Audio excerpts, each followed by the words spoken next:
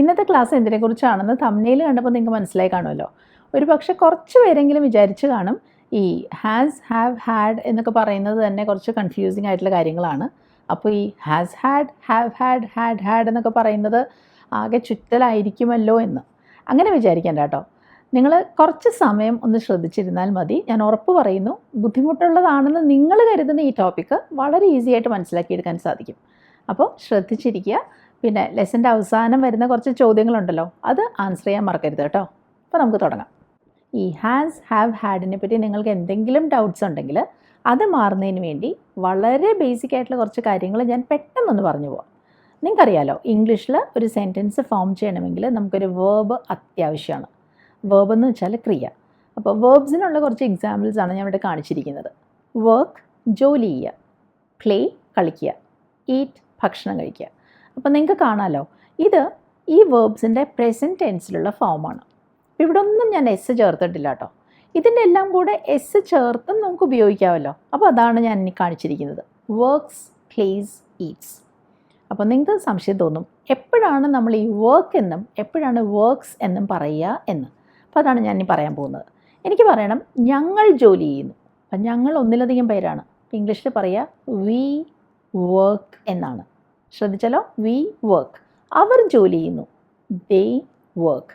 അപ്പോൾ എന്താ നിങ്ങൾക്ക് മനസ്സിലായത്? ഒന്നിലധികം പേരെ പറ്റി പറയുകയാണെങ്കിൽ നമ്മൾ വേർബിൻ്റെ കൂടെ എസ് ചേർക്കുന്നില്ല. പക്ഷെ അവിടെ ഒരു വ്യത്യാസമുണ്ട് ഐയുടെ കാര്യത്തിൽ. ഐ ഒരാളേ ഉള്ളൂ, ഞാൻ എന്നെപ്പറ്റി തന്നെ പറയുകയാണല്ലോ. പക്ഷേ ഞാനവിടെ പറയുക ഐ വർക്ക് എന്ന് തന്നെയാണ്. അപ്പോൾ ഐ ഒരാളെ ഉള്ളെങ്കിലും അത് ഫസ്റ്റ് പേഴ്സൺ സിംഗുലർ ആയതുകൊണ്ട് അതിന് നമ്മളൊരു പ്രത്യേക പദവി കൊടുത്തിട്ടുണ്ട്. അതുകൊണ്ട് വി, ദേ, യു എന്നൊക്കെ പറയുന്നത് പോലെ തന്നെ ഐയുടെ കാര്യത്തിലും നമ്മൾ വേർബിൻ്റെ കൂടെ എസ് ചേർക്കാതിരിക്കുകയാണ് ചെയ്യുന്നത്. ഇനി ഒരാളെ പറ്റിയാണ് നമ്മൾ പറയുന്നതെങ്കിൽ അയാൾ ജോലി ചെയ്യുന്നു, ഹീ വർക്ക്സ് എന്നാണ് പറയുക. അവൾ ജോലി ചെയ്യുന്നു, ഷീ വർക്ക്സ്. അപ്പോൾ നമ്മൾ ഒരാളെ പറ്റി പറയുകയാണെങ്കിൽ അവിടെ വേർബിൻ്റെ കൂടെ എസ് ചേർക്കുകയാണ് ചെയ്യുന്നത്. നിങ്ങൾക്ക് ഇത്രയും മനസ്സിലായല്ലോ? അപ്പോൾ ഇപ്പോൾ നമ്മൾ കണ്ടു കഴിഞ്ഞ കുറച്ച് വേർബ്സാണ് ഞാനിവിടെ കാണിച്ചിരിക്കുന്നത്. Work, works; eat, Eats. കണ്ടല്ലോ. ഇതുപോലെ തന്നെയുള്ള മറ്റൊരു വേർബാണ് ഹാവും. അതാണ് ഞാനിവിടെ എഴുതി കാണിച്ചത്, ഹാവ്. അപ്പോൾ ഹാവിൻ്റെ കൂടെ എസ് ചേർക്കുമ്പോൾ നമുക്ക് എന്ത് കിട്ടും? ഹാവ്സ് എന്നാണോ പറയുക? അല്ല, അവിടെ നമുക്ക് കിട്ടുന്നതാണ് ഹാസ്. അപ്പോൾ ഇപ്പോൾ നിങ്ങൾക്ക് മനസ്സിലായല്ലോ എങ്ങനെയാണ് ഈ ഹാസ് എന്നുള്ള വാക്ക് വന്നതെന്ന്. അപ്പോൾ ഐ അല്ലെങ്കിൽ വി എന്നൊക്കെ പറയുകയാണെങ്കിൽ അവിടെ നമ്മൾ പറയുക ഹാവ് എന്നാണ്. I have, we have. She അല്ലെങ്കിൽ ഹീ ഒക്കെ പറയുകയാണെങ്കിലോ ഷീ ഹാസ്, ഹീ ഹാസ്. ഇപ്പം അത് ക്ലിയർ ആയല്ലോ? അപ്പോൾ ഇനി നമുക്ക് ഹാഡ് എങ്ങനെയാണ് വന്നതെന്ന് കൂടെ മനസ്സിലാക്കണം അല്ലേ? അപ്പോൾ അതാണ് ഞാനീ പറയാൻ പോകുന്നത് കേട്ടോ. ഈ വർക്ക്, വർക്ക്സ് കണ്ടല്ലോ, അതിൻ്റെ പാസ്റ്റ് ടെൻസ് എന്താണ്? വർക്ക്ഡ് ആണല്ലേ. അവിടെ ഇ ഡി ചേർക്കുക ചെയ്തത്. ഈറ്റിൻ്റെ പാസ്റ്റ് ടെൻസ് ഇ ഡി ചേർക്കുകയല്ല ചെയ്യുന്നത്. അവിടെ നമുക്ക് എയ്റ്റ് എന്നൊരു വാക്ക് കിട്ടും. എയ്റ്റ്, എയ്റ്റ്, കഴിച്ചു എന്നർത്ഥം. ഇതേപോലെ ഹാവ്, ഹാസിൻ്റെ പാസ്റ്റ് ടെൻസ് ഹാഡ് ആണ്. അങ്ങനെയാണ് നമുക്ക് ഈ ഹാഡ് കിട്ടിയത്. അപ്പോൾ ഹാഡ് എന്ന് പറഞ്ഞാൽ ഹാവിൻ്റെയും ഹാസിൻ്റെയും ഒക്കെ പാസ്റ്റ് ടെൻസ് ആണെന്ന് മനസ്സിലാക്കുക. അപ്പോൾ ഇനി നമ്മൾ മനസ്സിലാക്കേണ്ടത് ഈ ഹാവ് എന്ന വേർബിൻ്റെ അർത്ഥം എന്താണ് എന്നുള്ളതാണ്. ഈ ഹാവ് എന്നത് ഒരു നിസ്സാരക്കാരനല്ല കേട്ടോ. ഹാവ് പല അർത്ഥത്തിലും നമ്മൾ യൂസ് ചെയ്യാറുണ്ട്. ഇപ്പോൾ ഒരു ഭക്ഷണം കഴിക്കുക എന്നുള്ള അർത്ഥം കിട്ടാൻ, അതായത് ഫുഡ് അല്ലെങ്കിൽ ഡ്രിങ്ക് ഒക്കെ കഴിക്കുക, കുടിക്കുക എന്നൊക്കെയുള്ള അർത്ഥം കിട്ടാൻ നമ്മൾ ഹാവ് യൂസ് ചെയ്യാറുണ്ട്. അതുകൂടാതെ എന്തെങ്കിലും ഒന്ന് നമ്മുടെ സ്വന്തമാണ് എന്ന് പറയാൻ, അത് ബന്ധങ്ങളാവാം, അല്ലെങ്കിൽ ഒരു വീടോ കാറോ അല്ലെങ്കിൽ എന്തെങ്കിലും വസ്തുക്കളാവാം, അതെല്ലാം നമ്മുടെ സ്വന്തമാണെന്ന് പറയാൻ നമ്മൾ ഹാവ് എന്ന് തന്നെയാണ് യൂസ് ചെയ്യുക. അപ്പോൾ ഒന്നിലധികം പേരെ പറ്റി പറയുകയാണെങ്കിൽ ഹാവ്, ഒരാളെ പറ്റിയാണ് പറയുന്നതെങ്കിൽ ഹാസ് എന്ന് പറയുന്ന ഓർത്തോളണം കേട്ടോ. പിന്നെ എന്തെങ്കിലും അസുഖങ്ങളെ പറ്റി പറയണമെങ്കിലും നമ്മൾ ഹാവ് അല്ലെങ്കിൽ ഹാസ് എന്ന വാക്ക് ഉപയോഗിക്കും. പക്ഷേ ഇനി ഞാൻ പറയാൻ പോകുന്നത് ഹാവിൻ്റെ ഏറ്റവും വലിയൊരു പ്രത്യേകതയാണ്. ഹാവിന് ഒരേ സമയം മെയിൻ വേർബും ഹെൽപ്പിംഗ് വേർബുമായി ഫങ്ഷൻ ചെയ്യാൻ സാധിക്കും. അപ്പോൾ നിങ്ങൾക്ക് ന്യായമായിട്ടും സംശയം ഉണ്ടാവും, എന്താണ് ഈ ഹെൽപ്പിംഗ് വേർബ്, എന്താണ് മെയിൻ വേർബ് എന്ന്. ആദ്യം നമുക്ക് മെയിൻ വേർബ് എന്ന് പറഞ്ഞാൽ എന്താണെന്ന് മനസ്സിലാക്കാം. ഞാൻ ഈ പറയാൻ പോകുന്ന സെൻറ്റൻസ് ഒന്ന് ശ്രദ്ധിക്കണം കേട്ടോ. ഞാനൊരു ടീച്ചറായി ജോലി ചെയ്യുന്നു. ഇംഗ്ലീഷിൽ I work as A teacher. അപ്പോൾ ഈ സെൻറ്റൻസിൽ നടക്കുന്ന പ്രവൃത്തി, ക്രിയ എന്താണ്? ജോലി ചെയ്യുന്നു. വർക്ക് എന്നതാണ് ഇവിടുത്തെ വേർബ് അല്ലേ. ഇതിൽ നമ്മൾ വിളിക്കുന്നത് മെയിൻ വേർബ് എന്നാണ്. അപ്പോൾ നിങ്ങൾക്ക് കാണാമല്ലോ, ഇത് മാത്രമാണ്, വർക്ക് എന്നത് മാത്രമാണ് ഇവിടുത്തെ വേർബ്. ഇനി ഞാൻ പറയാൻ പോകുന്ന സെൻറ്റൻസ് വളരെ ശ്രദ്ധയോടെ നിങ്ങൾ കേൾക്കണം. ഞാൻ 9 മണിക്ക് മുൻപ് അത്താഴം കഴിക്കാറുണ്ട്. അപ്പോൾ അത്താഴം കഴിക്കുക എന്നുള്ളതിന് നമുക്ക് വേണമെങ്കിൽ ഈറ്റ് എന്ന് പറയാം. പക്ഷേ ഈറ്റ് ഡിന്നർ എന്ന് പറയുന്നത് അത്ര ഭംഗിയുള്ളൊരു യൂസേജ് അല്ല. അതുകൊണ്ട് നമ്മൾ അവിടെ ഉപയോഗിക്കാൻ പോകുന്നത് ഹാവ് എന്ന വാക്കാണ്. ഞാൻ മുമ്പ് പറഞ്ഞല്ലോ, ഭക്ഷണം കഴിക്കുക എന്നുള്ളതിന് നമുക്ക് ഹാവ് എന്ന വേർബ് ഉപയോഗിക്കാമെന്ന്. അപ്പോൾ ഞാൻ പറയുന്നത് I have my dinner before 9 എന്നാണ്. അപ്പോൾ ഈ സെൻറ്റൻസിൽ കഴിക്കുക എന്നുള്ള അർത്ഥം കിട്ടാൻ നമ്മൾ ഉപയോഗിച്ച വേർബ് ഏതാണ്? ഹാവ് എന്നതാണ്. വേറെ ഏതെങ്കിലും വേർബ് ഇവിടെ ഉണ്ടോ? ഇല്ല. അപ്പോൾ ഇവിടെ ഹാവ് ആണ് മെയിൻ വേർബ്, അർത്ഥം കഴിക്കുക എന്നതാണ്. ഇനി ഞാൻ പറയാൻ പോകുന്നത് ശ്രദ്ധിക്കൂ. എനിക്ക് വല്ലാത്തൊരു ജലദോഷമുണ്ട്. I have a bad cold. അപ്പോൾ ജലദോഷം എന്ന് പറയുന്നത് ഒരു അസുഖമായിട്ടാണ് നമ്മൾ കാണുന്നത്. അത് ഉണ്ട് എന്നാണ് പറയുന്നത്. അതുകൊണ്ടാണ് ഐ ഹാവ് എന്ന് പറഞ്ഞത്. I have a bad cold. മറ്റൊന്ന്, അവൾക്ക് 2 മണിക്ക് ഒരു അപ്പോയിൻമെൻ്റ് ഉണ്ട്. She has an appointment at 2. കണ്ടോ, അപ്പോയിൻമെൻറ്റ് ഉണ്ട്. She has an appointment at 2. ഇന്നലെ രാത്രി ഞാൻ വല്ലാത്തൊരു സ്വപ്നം കണ്ടു. സ്വപ്നം കണ്ടു എന്നാണ് പറയുന്നത്, അതൊരു അനുഭവമാണ്. അപ്പോൾ അതുകൊണ്ട് ഇംഗ്ലീഷിൽ നമ്മൾ അതിന് പറയുന്നത് ടു സീ എ ഡ്രീം എന്നല്ല, ടു ഹാവ് എ ഡ്രീം എന്നാണ്. പക്ഷേ ഇവിടെ ഞാൻ പറഞ്ഞത് സ്വപ്നം കണ്ടു എന്നാണ്, പാസ്റ്റ് ടെൻസ് ആണ്. അപ്പോൾ ഹാവിൻ്റെ പാസ്റ്റ് ടെൻസ് ഓർമ്മയുണ്ടല്ലോ, ഹാഡ് ആണ്. അപ്പോൾ എന്താ പറയുക? I had A strange dream last night. അപ്പോൾ നമ്മളിപ്പോൾ ഇവിടെ കണ്ട ഈ 3 സെൻറ്റൻസസിലും ഈ ഹാവ്, ഹാസ്, ഹാഡ് എന്നൊക്കെ ഉള്ളത് മെയിൻ വേർബാണ്. അത് മാത്രമാണ് അവിടെ വേർബായിട്ട് വന്നിരിക്കുന്നത്, അല്ലേ? അപ്പോൾ മുൻപ് ഞാൻ പറഞ്ഞു, ചിലപ്പോൾ ഹാവും, ഹാസും, ഹാഡും ഒക്കെ മെയിൻ വേർബായിട്ട് വരും, ചിലപ്പോൾ ഹെൽപ്പിംഗ് വേർബായിട്ടും വരുമെന്ന്. അതാണ് ഇനി നമ്മൾ കാണാൻ പോകുന്നത്. ഈ സെൻറ്റൻസ് നോക്കൂ. I have seen this movie. ഞാൻ ഈ മൂവി കണ്ടിട്ടുണ്ടെന്ന് അർത്ഥം. അപ്പോൾ ഈ സെൻറ്റൻസിൽ ഏതാണ് വേർബ്? സത്യത്തിൽ ഇവിടെ 2 വാക്കുകൾ വേർബിൻ്റെ പോലെ ഉണ്ടല്ലേ, ഹാവും ഉണ്ട്, സീനും ഉണ്ട്. അപ്പോൾ ഏതാണ് മെയിൻ വേർബ്? ഒരു സംശയം വേണ്ട, കാണുക എന്നതുമായിട്ട് ബന്ധമുള്ള സീൻ എന്ന വാക്ക് തന്നെയാണ് മെയിൻ വേർബ്. പക്ഷേ ഇവിടെ നമ്മൾ പറയുന്നത് കാണുക എന്നല്ല, കണ്ടിട്ടുണ്ട് എന്നാണ്. ആ അർത്ഥം കിട്ടണമെങ്കിൽ നമ്മൾ ഇംഗ്ലീഷിൽ ഹാവ് എന്ന വേർബ് കൂടെ യൂസ് ചെയ്തേ പറ്റൂ. അപ്പോൾ ഇവിടെ ഹാവ് മെയിൻ വേർബ് അല്ല, ഹെൽപ്പിംഗ് വേർബാണ്. കണ്ടിട്ടുണ്ട് എന്നുള്ള അർത്ഥം കിട്ടണമെങ്കിൽ ഹാവ് സീൻ എന്ന് പറയണം. അതിൽ സീൻ മെയിൻ വേർബും ഹാവ് ഹെൽപ്പിംഗ് വേർബുമാണ്. പിന്നെ ഒരു കാര്യം, ഇവിടെ നമ്മൾ ഈ സീൻ എന്ന് പറഞ്ഞത് എങ്ങനെയാണ്? സീ എന്നതാണ് വേർബ്, അതിൻ്റെ വേർബ് 2 രണ്ടാമത്തെ ഫോമാണ് സോ, അതിൻ്റെ മൂന്നാമത്തെ ഫോം അതായത് വേർബ് 3 പാസ്റ്റ് പാർട്ടിസിപ്പിൾ ഫോമാണ് സീൻ. അപ്പോൾ ഈ ഹാവ് കഴിഞ്ഞ് ഉപയോഗിച്ചത് നമ്മൾ വേർബ് 3 ആ ഫോമാണ് കേട്ടോ. അങ്ങനെയാണ് നമുക്ക് ഹാവ് സീൻ എന്ന് കിട്ടിയത്. ഇനി മറ്റൊരു സെൻറ്റൻസ് പറയാം. ഞങ്ങളൊരു പ്ലാൻ ഉണ്ടാക്കിയിരിക്കുന്നു. We have made a plan. അപ്പോൾ ഈ സെൻറ്റൻസിലും ഹാവ് എന്നത് ഹെൽപ്പിംഗ് വേർബും മെയ്ഡ് എന്നത് മെയിൻ വേർബുമാണ്. എങ്ങനെയാണ് മെയ്ഡ് കിട്ടിയതെന്ന് മനസ്സിലായല്ലോ. ഒരു പ്ലാൻ ഉണ്ടാക്കുക എന്നുള്ളതിന് മേക്ക് എ പ്ലാൻ എന്നാണല്ലോ പറയുക. ആ മേക്ക് എന്ന വേർബിൻ്റെ മൂന്നാമത്തെ ഫോമാണ് കേട്ടോ മെയ്ഡ്. ഇനി ഞാൻ പറയാൻ പോകുന്ന സെൻറ്റൻസ് നിങ്ങളൊന്ന് ശ്രദ്ധിച്ച് കേൾക്കണം കേട്ടോ. ഞങ്ങൾ ഊണ് കഴിച്ചിരിക്കുന്നു. ഊണ് കഴിക്കുക എന്നുള്ളതിന് ടു ഹാവ് ലഞ്ച് എന്ന് പറയും അല്ലേ, ഓർമ്മയുണ്ടല്ലോ. കഴിക്കുക എന്നുള്ളതിന് ഹാവ് എന്ന് പറയുമല്ലോ. ഊണ് കഴിച്ചിരിക്കുന്നു എന്ന് എങ്ങനെ പറയും? We have had lunch. എങ്ങനെയാണ് വന്നതെന്ന് മനസ്സിലായോ? ആദ്യത്തെ ഹാവ് ഹെൽപ്പിംഗ് വേർബാണ്, രണ്ടാമത്തെ ഹാഡ് മെയിൻ വേർബാണ്. നമുക്കതിനെപ്പറ്റി കുറച്ചുകൂടി ഡീറ്റെയിൽ ആയിട്ട് മനസ്സിലാക്കാം. ഈ ഊണ് കഴിക്കുക എന്ന് പറഞ്ഞ ഹാവ് ഉണ്ടല്ലോ, ഹാവ് ലഞ്ച്, ആ ഹാവ് അതിൻ്റെ മൂന്നാമത്തെ ഫോം എന്താണ്? Have, had, had. ആ ഹാവിൻ്റെ മൂന്നാമത്തെ ഫോം വേർബ് 3 ആണ് ഹാഡ്. അതാണ് നമ്മളിവിടെ മെയിൻ വേർബായിട്ട് യൂസ് ചെയ്തത്. മനസ്സിലായോ? അപ്പോൾ ഈ സെൻറ്റൻസിൽ ഉള്ളൊരു പ്രത്യേകത, ഹെൽപ്പിംഗ് വേർബായിട്ടും ഹാവ് വന്നു, മെയിൻ വേർബായിട്ടും ഹാവ് വന്നു. അപ്പോൾ അവിടെ എങ്ങനെയാണ് വന്നത്? We have had. അങ്ങനെയാണ് ഈ ഹാവ് ഹാഡ് എന്ന് ഒരുമിച്ച് വരുന്നത്.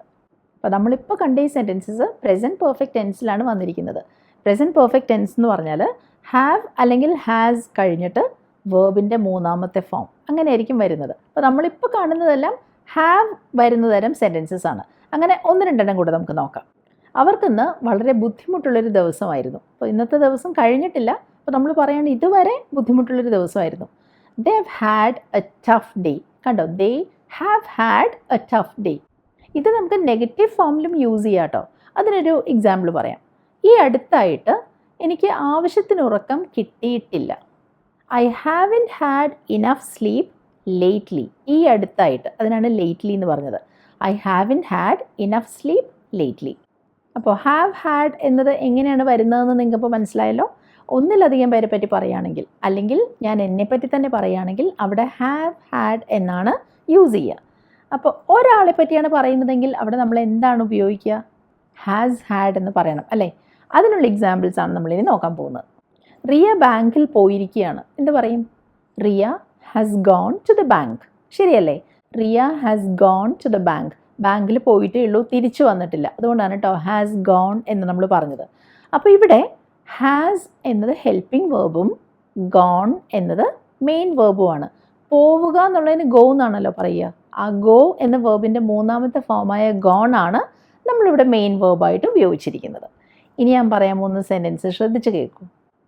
റിയയ്ക്ക് ഇന്ന് മുഴുവനും ഒരു തലവേദന ഉണ്ടായിരുന്നു. റിയ ഒരാളാണ്. എന്താ പറയുന്നത് നോക്കൂ.